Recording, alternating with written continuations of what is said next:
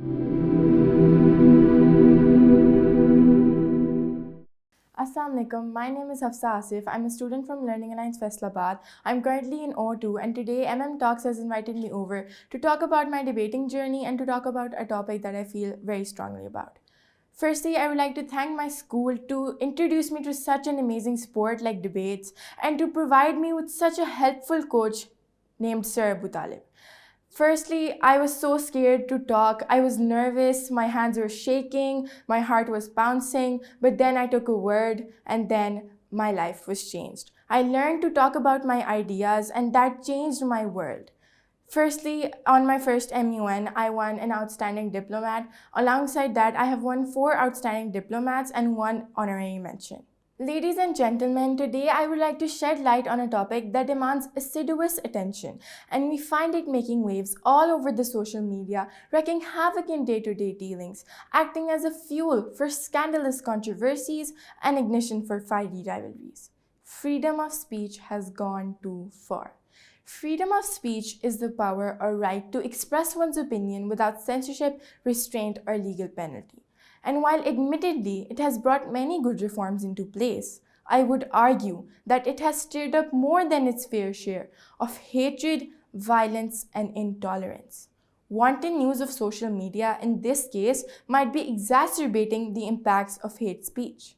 No society can function without constraints and rules. So speech that is cruelly free can often lead to unwanted provocations. In India, lynch mobs and other type of communal violence are on the rise, which often originate merely for rumors on WhatsApp groups. Alongside that, we are all too familiar with Charlie Hebdo's irreverent depiction of Prophet Muhammad ﷺ in the name of free speech. They can be held accountable for the despicable incidents that followed. Ladies and gentlemen, imagine your faith, your religion, your belief, your practices being targeted in the name of freedom of speech. We need to realize that words can make or break a relationship, a career, a life, and your choice of words and the way you express yourself can seal someone's fate for eternity. Hate speech has consequences that freedom of speech cannot protect. Allowed to fester, it spreads like an infectious disease. If unchecked, it encourages radicalization and cyber terrorism. Censorship of hate speech is not really censorship at all. It guards the boundaries of what is and is not debatable, like the lives and human rights of other people. If speech didn't have any effect on the listener, there would be no multi-billion-dollar advertisement companies, no campaigns for political office, no motivational speakers or books, and no religious sermons.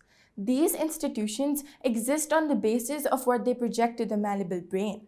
My worthy audience, our code of respect demands a calm and composed demeanor.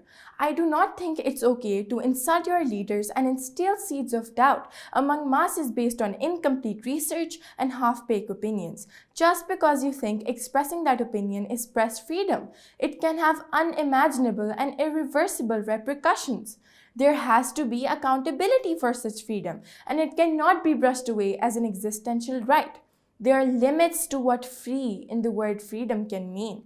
When free speech promotes hate or violence, when free speech is used to assert control, when free speech is used for propaganda, when free speech is used to violate the privacy of a person, that is when freedom of speech has gone too far.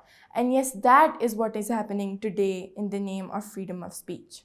Thank you for listening to my point of views. My only advice to my juniors and my peers might be as to how they need to realize the power of their words and that words can change the world, whether for the better or the worst. Thank you.